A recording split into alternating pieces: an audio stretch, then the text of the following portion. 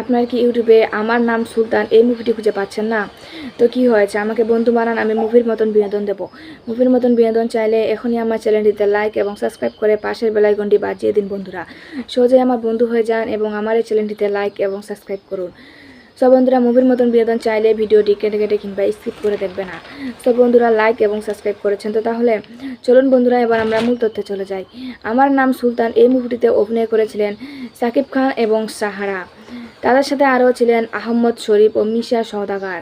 তো বন্ধুরা এই মুভিটি পরিচালিত করেছিলেন FI মানিক এবং লিখেছিলেন আবদুল্লাহ জহির বাবু।